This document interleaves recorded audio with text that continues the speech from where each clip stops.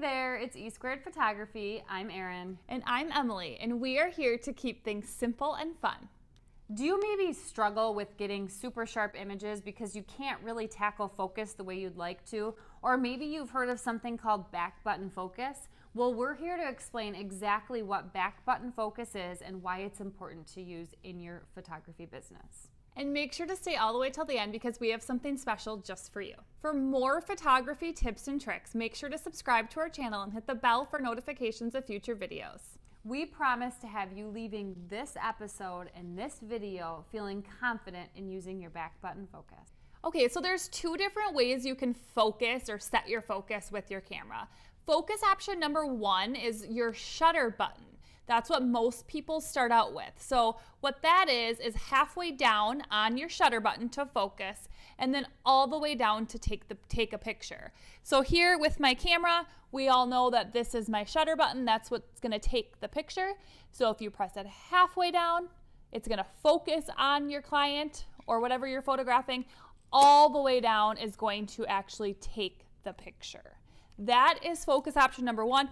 We don't use that. Let's talk about what we use. Option number two, back button focus. So we are using a different button for focusing in on the subject and the shutter for actually taking the picture.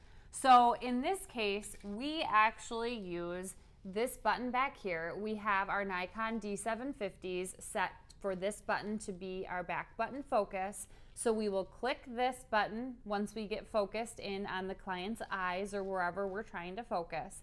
We'll click that and then we will click the shutter button to actually take the picture. So the reason that we use the back button focus is we have just found that it gives us sharper images. That's the big reason. Let's take a look at Emily setting up the back button focus on a Nikon D750. Okay, so you're gonna go to your menu button and it's gonna bring you here. And then what you wanna do is you wanna go to your custom settings. So up here it says custom settings.